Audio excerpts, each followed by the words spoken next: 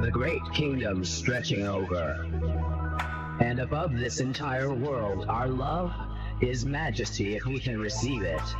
Mm-hmm. Whoa, whoa, whoa, whoa, whoa.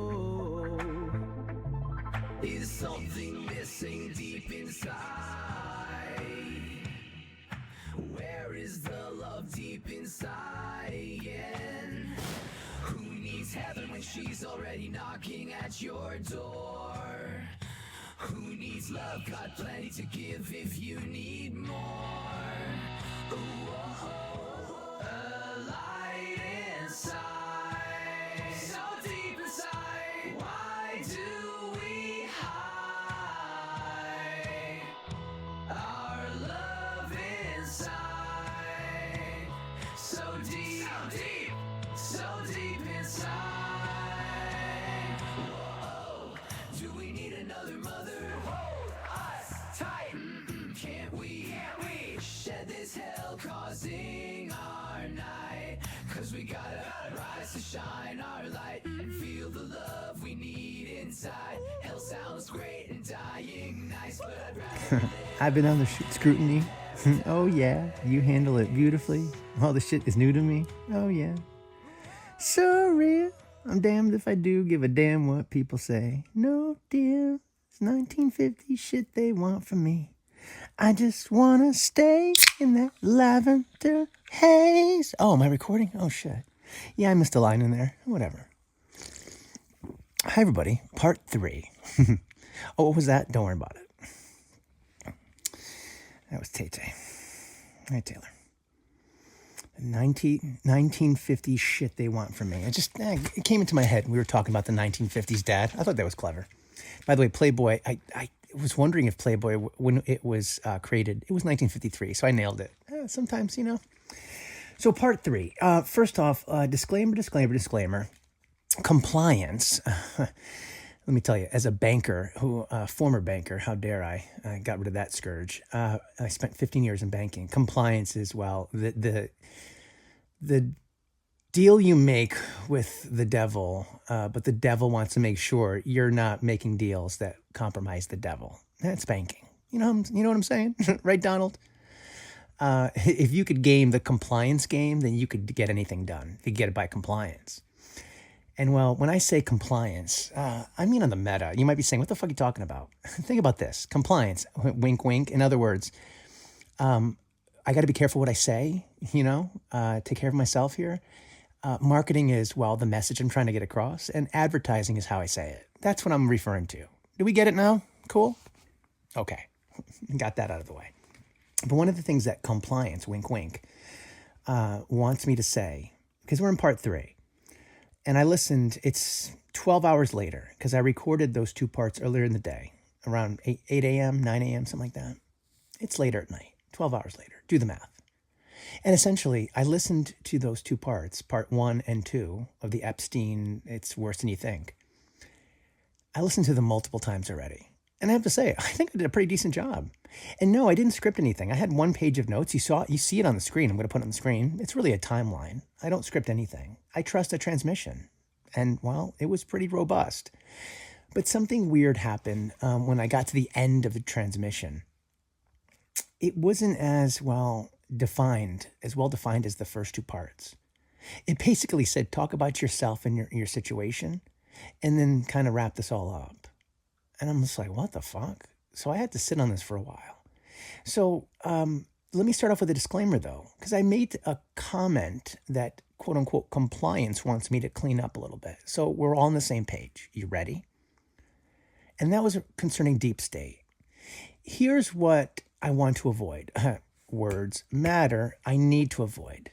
We're not talking conspiracy. We're not talking about cabals and stuff like that. So I have to be careful in using that charged term, deep state. And I'm going to go into more detail what I mean by that.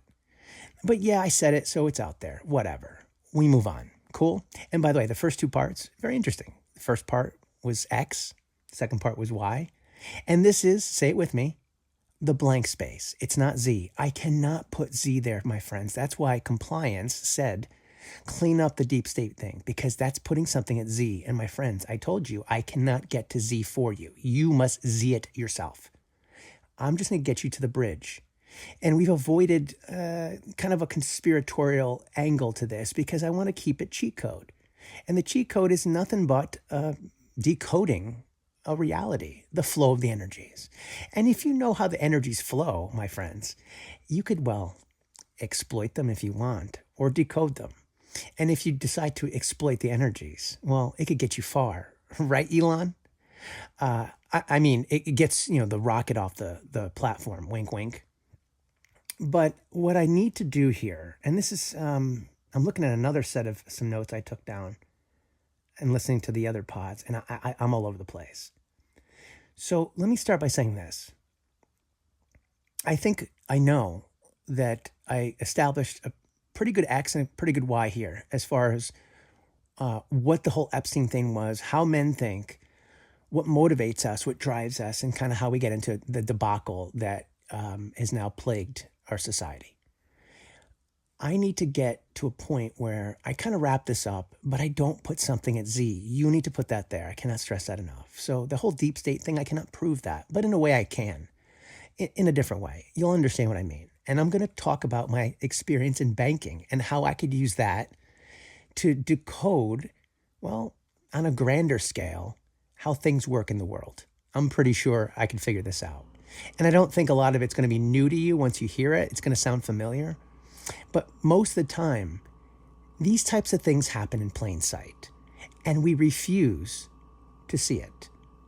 S-E-E or the letter C with the, it depends. It depends how observant you are. Because a lot of this shit was happening in plain sight, but it happens back channel. I'll get into that in a moment. So the question in the part 3 is, where do we go from here? Again, I can't answer that question. That's for you. I'll leave that blank space. But one of the things I need to talk about, and I promised that I would, I committed to it at the end of part 2, is to kind of give you an idea of why this all happened. Like, who's pulling the strings? Because let's be honest, I can't force you to believe any of this shit. You have to come to that conclusion yourself. But I think I laid out a pretty good pathway for you to get to a point where you understand that there's a much bigger thing going on here. There's a lot of strings being pulled and power being wielded. And at the end of the day, and take this on the metaphorical, not the lit, because I know that when you organize dominoes in one of those fancy, beautiful domino things you see online where they do a design, there isn't really just one domino. Sometimes they have a ceremonial, you push one. Sometimes it's multiple dominoes that are triggered. But for on the meta sake, let's do that there's one domino that triggers it all. I'm not necessarily saying that there's one domino we could trace it all back to in the world. But my friends, there's probably a handful of dominoes that, well, kind of make everything else move.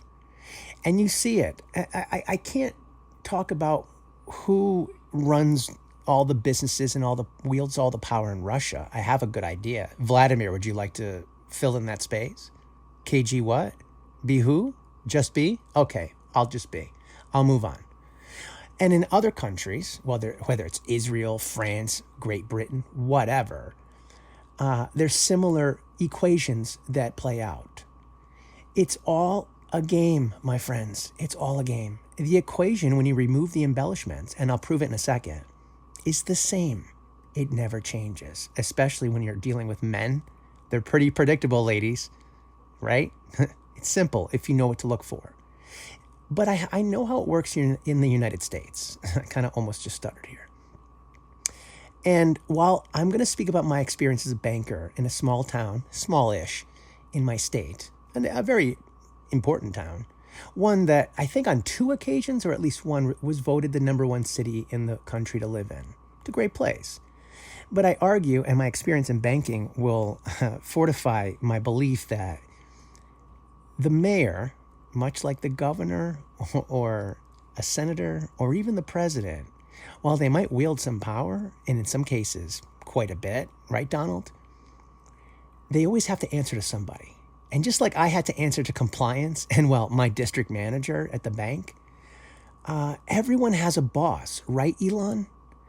Even if you're a tech CEO, you have to answer to the shareholders and, well, to the regulators. But if you're getting good with both, well, you kind of have that freedom. Or do you?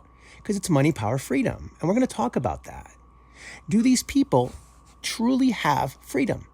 I don't know.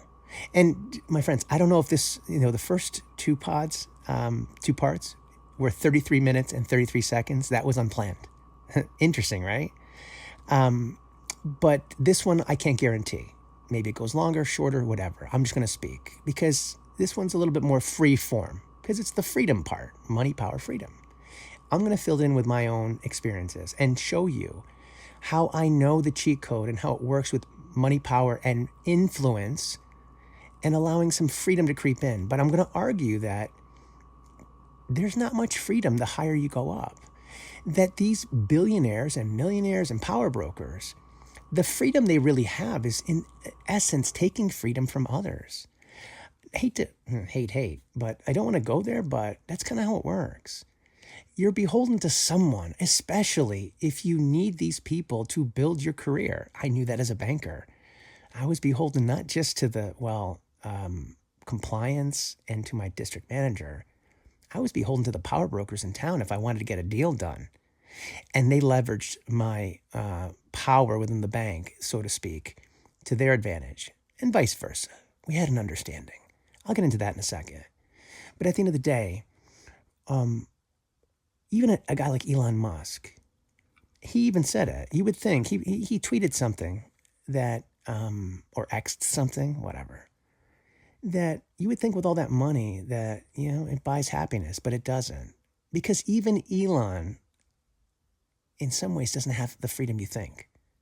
And even Taylor Swift, someone I quoted earlier in this, 10 minutes ago, she doesn't have the freedom she thinks she should get at this point in her career. I could only surmise. I mean, both of them, think about how much they spend yearly on security. Someone's always trying to get a piece of you, right, peeps? And when you have a certain amount of freedom to speak, freedom to do, freedom to wield your power and your money and your influence, you have the illusion of freedom, but at the end of the day, someone's always controlling you. And that's the point of this. And Jeffrey Epstein knew that. And much like a very, I won't say influential banker, but a banker that knows other people and kind of is in with the crowd and kind of, how do I say? Let me just go into my story. I won't say that I was a banker that kind of, rolled with the power brokers in town, but I got to know most of them. If not directly, indirectly. I kind of knew how it worked. And it's very much like a boys' club. It is quintessential boys' club, even at this level. So I can only say that if you adjust the embellishments, in other words, you break it down to the cheat code X plus Y equals Z, it's no different the higher you go. It's just the embellishments change. So whereas I was kissing up and building trust with people that had $3, $5, $10 million valuated businesses, sometimes $30, $50 million valuations for their business, maybe they had 50 locations, 20 locations, whatever. You extrapolate that same formula nationwide. Maybe they have 100 locations, 200, a massive chain of import-export. It's the same formula, different embellishments. The numbers get bigger. You add more zeros. Big fucking deal, right? And then when you get to a certain level, I don't know, transcontinental, worldwide, it's the same shit. It's just a little harder to get to the right power brokers. Well, unless you got something that they value, right, Jeffrey? And at the end of the day, if you're able to make them think they have freedom, and yeah, I'll go back to talking about myself, but let me put a bow on Jeffrey Epstein for a second. If you could give them the kind of idea that, well, they have this freedom in their head and think all these wacky shit, these wacky things, and have these carnal pleasures. If you could give them the illusion of freedom to do whatever you want, kind of the playland on that island, kind of like Disney World for men, adult men, even the most constrained individuals that have all the money and supposedly all the power, but no freedom because they're beholden to other people, you could give them the illusion of freedom. that they can do whatever they want. And it kind of gets the job done. But if there's one thing I learned in banking, and there's one thing that any businessman will tell you, a great businessman knows how to leverage value from anyone, or leverage value from anyone. And essentially, the goal is to build relationships, to network. I used to hear that all the time. You got to network, kid. That's how you open it all up. Kind of like that game Minesweeper that was programmed into every Microsoft Office program. That you know, in between making calls, kissing ass in banking and trying to get deals done, I would play Minesweeper. Look it up, kids. Google's your creepy friend that's always watching, just like Palantir. By the way, Palantir got hacked today. Today's February 16th or 15th, I forget. And well, there's a massive surveillance campaign. I'm telling you, folks, AI is going to be worse than Jeffrey Epstein on many levels. Careful, folks. That could blow up in everyone's face. Good job, Palantir. I'm not saying you're trying to wheel and deal like Jeffrey Epstein, but I think you're up in everyone's business trying to get some compromise. I leave that there. Good job, Peter Thiel. But at the end of the day, just like in Minesweeper, the game basically was a game of calculated risks. If you click the wrong button, you might hit a mine and blow the whole game up. But if you played it wisely and you were paying attention and you took calculated risks, all of a sudden, the right click or two opens up half the board. And then boom, the game unfolds and it reveals itself to you. Just like dominoes, they all fall in a predictable pattern. And that's what I did in banking. I wasn't the most ruthless banker in my town, but I was up there. I knew how to get the job done because I spoke man. I spoke man to the men. And I'm not proud of some of the conversations I had with some of these individuals. And I'm not going to implicate anybody or throw myself under the bus. But let's just say there were some conversations that never made it to compliance. Or my district manager, wink, wink. And we as bankers are kind of like bartenders. We have at least one ear to the grindstone, not quite. We always have one ear that's clean perfectly to hear. And then another one to pretend we didn't hear it, wink, wink. And part of building trust in a boys' club is knowing when to listen and when not to speak at the right time. Right, Elon Musk? You got to know when to take in the energy and when to distribute it, to exploit it. And at the end of the day, some of these business people that I met, great people, and I would say there's probably in my town, at the very least, about a handful of gentlemen that are pretty powerful. Doesn't mean there's a deep state here and that they've got their fingers in everything. But they got their influence in just enough stuff. And even they would tell me that, well, if you know the right people, you could get anything done. And that's kind of the idea here. And I, along with my friends, we knew how to play the game. We knew how to get into the right, events, the right clubs, and talk to the right people to get the job done. And if you did well by one guy, and it took, just like Minesweeper, a couple of the right clicks, or you get into the right clicks, everything opens up. And they know they can trust you because you have one clean ear and you're pretending, wink, wink, that you didn't hear it in the other. And you know how to balance the two and only say what you need to.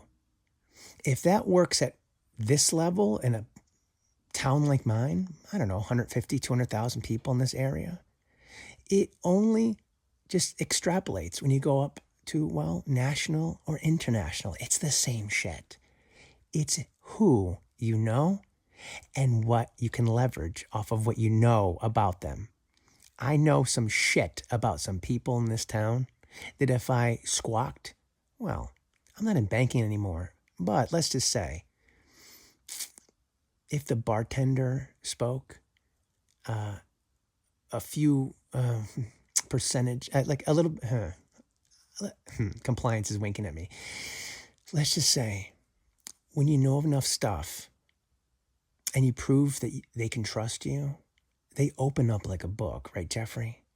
And you just realize they're just people just like you. They just happen to drive much fancier cars, fly in jets, have bigger homes than you. In some cases, Jeffrey, he got rich. He had homes and jets just as big as they did. And that in and of itself got him in there and they trusted him because they thought if you're this successful, fuck, then you must be doing something right. And well, at the end of the day, looks can sometimes be more important than action, I guess. There's a better way of saying it. If you put forth the right, kind of like in advertising, the right image, you could, well, convince anyone of anything. And at the end of the day, it's what are you trying to get out of the situation? What's the value you're looking to extract? And I can only surmise that, well, Jeffrey Epstein was trying to extract some compromise out of a lot of people so he could keep his lifestyle going and keep his gig going. And I can only imagine, but I can't prove it, that he might have been funded or, well, cajoled, for lack of a better word, by somebody or some other group of people. That once they realized what he was doing and understood who he knew, it was only a matter of time that they wanted to get in on it. And they wanted to make sure that they didn't have value being extracted from them, from the competition, because they knew they could always kind of knock on the door and say, I know what you've been doing. So you're going to do what I need you to do, and you're going to shut the fuck up. Because that guy knows the shit you've been doing, and he's got photos and videos. And me as a banker, I never did that. I couldn't sleep at night for that. But I did know shit, and I did keep shit close to the vest. Literally, I wore a vest. I was pretty dapper as a banker. And they trusted me. And some of the shit that I was told was pretty cray-cray. And men are pretty fucked up, ladies. Do I need to tell you that? And well, much like Jeffrey Epstein, and I'm not equating, please, we're going to do the cheat code here, was able to get men to squawk and reveal who they were inside and understood what motivated them and drove them and really what limited them and kind of their fears, he was able to leverage it to his advantage. And I won't say that I did that with my clientele. I treated them like friends. And a lot of them we became friends. And we would hang out. But at the end of the day, if I wanted to destroy them, I could. I'll leave that there. So if me, a dumbass, a dipshit up here in Connecticut, could wield at least some sort of influence and power amongst the elites in my area, in banking, and get the job done, because I knew how to manipulate compliance, wink, wink. You don't think that some guy like Epstein going transnational with all these people, funded and backed by the right people who wanted to make sure that nothing got in his way so that nothing got in their way? Well, you could call that deep state all you want. Because at the end of the day, what is deep state? Well, let's look it up. I looked it up. You ready? The idea that it's a state within a state, kind of like a shadow government. But in some cases, don't think government, think power and influence. It's people in the back channel, wherever, in the clubs. And I'm not talking about the the Bilderberg group or the Bohemian Rhapsody group or Bohemian whatever with the owl or any of that shit. And no, it's not a bunch of Masons, because I'm a Mason. I was raised in 2009, Union Lodge number 40. And I can tell you with utmost certainty, and we used to say to people, we're a society with secrets, not a secret society. And you could find that shit online. But what the funniest thing was, some of the people in the Freemason group that I used to attend regularly, great men, were from all walks of life. And when you parted on the level, well, you were looked at differently in town. And when they went back to being the business people and the power brokers and the lawyers and all the whatever, they looked at you differently because you could get down to a level and understand each other and kind of get rid of the embellishments.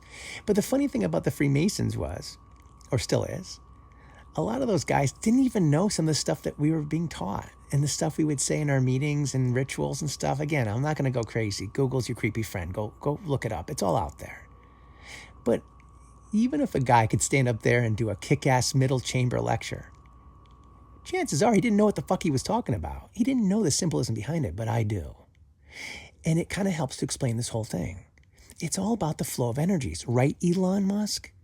And even he realizes that, well, there's the kind of billionaire mindfuck that you can be involved in managing all these energies and the flow of them, and you could be and have all the money in the world. You could be a billionaire, trillionaire, quadrillionaire, and you could have all this power and influence. But at the end of the day, there's always going to be the impediments to that energy.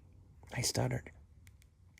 There's always going to be impediments to freedom. And just like the embellishments get bigger, those impediments get bigger, and it gets frustrating. And that's why, well, Elon sends a ill-conceived email to Jeffrey and says, when's the wildest party that you have on your island? Because I need to let loose. Because I've been busting my ass and working to the edge of sanity.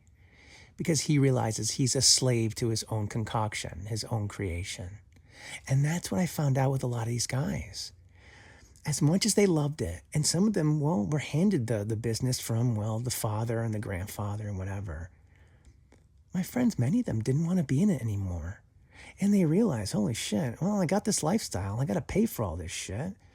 I got kids. And it became a prison. That's the shocking thing about all of this. It becomes a prison. And you got to find ways to let loose. And, well, yeah, if you try to let loose in your head, you can only go so far. Right, everybody? Right, men? And, well, if you trust certain people that not to talk, sometimes you trust the wrong people. And they can talk. Oops, compromise. And that's how it works, my friends. It happens at every level, whether it's a sleepy town where I live, whether it's DC, whether it's Moscow, Beijing, wherever. Someone's always going to be your bitch, or vice versa, or you're theirs. Even the boss has a boss. And at the end of the day, you either deal with it or you don't. That's the crazy thing about this. This is the mind fuck. That you could be so successful. Ask Taylor Swift. If I gave a button to Taylor Swift right now and said to her, you could keep your boy, your boy TK, you could keep the money, but I could push a button and they're all going to leave you alone forever. Do you think she'd push it? What about Elon Musk? Would you push it? What about Donald Trump? He would be pushing buttons on another level for Diet Cokes. Hopefully he's not pushing buttons for missiles. But it's all about power and influence. And I talked about it before on, what motivates men and kind of all the shit that happens. Some of the most successful people I've come to find out are pretty fucked up in the head. They have to be in a certain way to be laser focused and be ruthless at what they do. That's being a great businessman.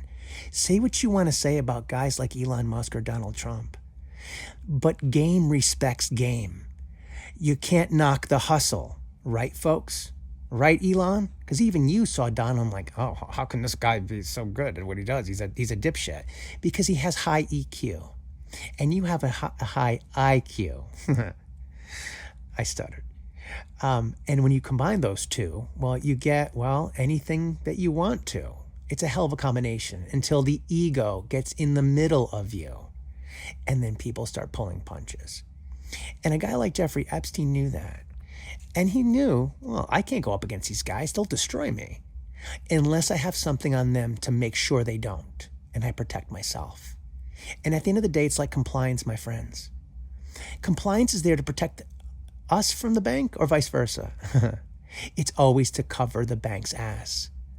Compliance your ass to cover the bank's ass. That's how it works. And as a business person or an influential individual, number one cardinal rule, always cover your own ass. And the way this motherfucker Epstein got away with it is the way they mostly all get away with it. You know the right people and you make it seem like you're invincible.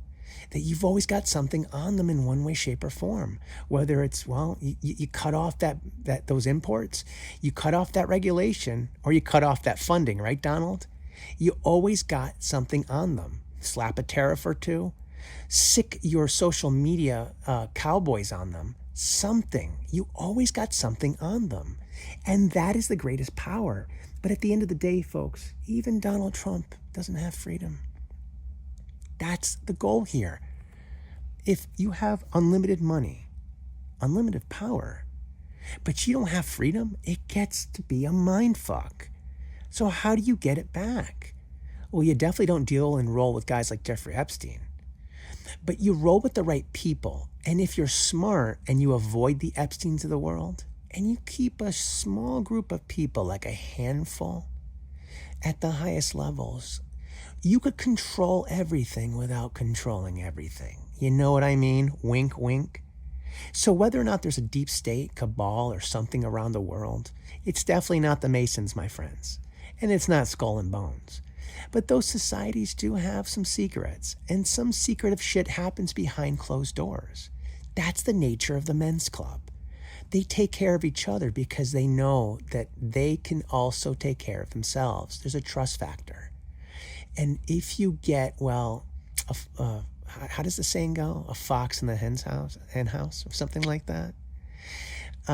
It can muck it all up. I could only surmise my guess that someone was behind Epstein at some point in time and loved the idea of what he was doing, because they knew, if I could keep my nose clean and trust this motherfucker and maybe give him some money and say, hey, I'm going to introduce you to some people that I know you could take down or at least get something on them, it covers their own ass. That's why this gig lasted as long as it did. And all these fucking suckers fell for it. Because at the end of the day, just like it's the same cheat code when it comes to money, power, and freedom, or money and power, these men are predictable. They're just grown-up children that are fucked up in the head in some way, shape, or form. Not all of them, but most of them. And they're easy to exploit, so long as you know how to do it. It's just, what do they prioritize? Do they want money or power? Because at the end of the day, they all want the freedom. But they realize it's a lot better if you've got some money and power and a big jet or two and a massive house or three, and you could live the life. Fuck the freedom. I could answer to the shareholders. I could finagle the regulators. I need to keep the gig going, because at the end of the day, I want freedom like the rest of them. Right, everybody? But if it means giving up my lifestyle, I don't think so.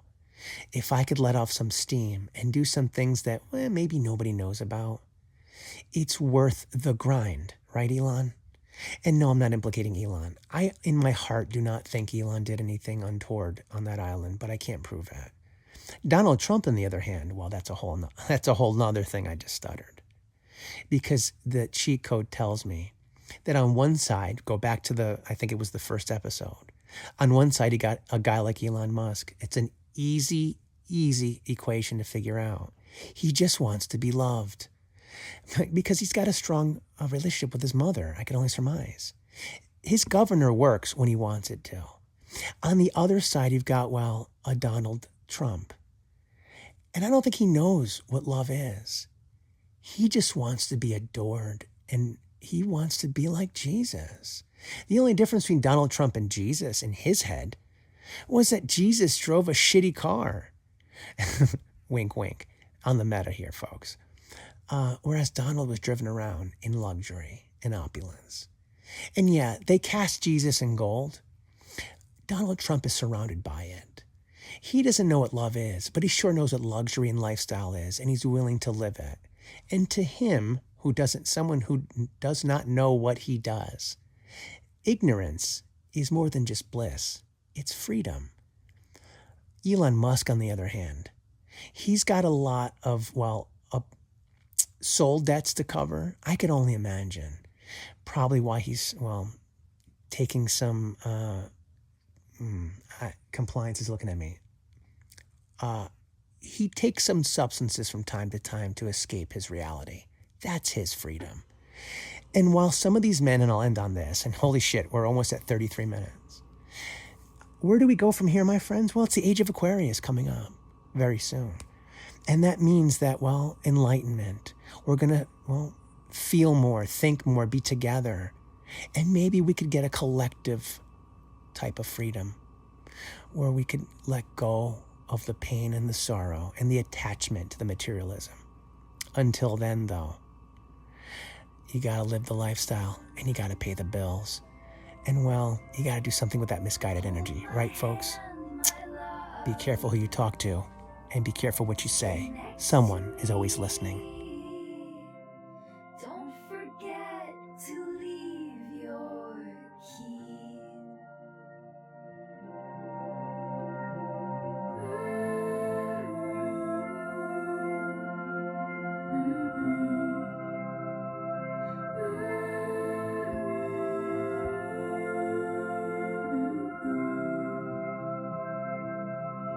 La la la la, na na na na.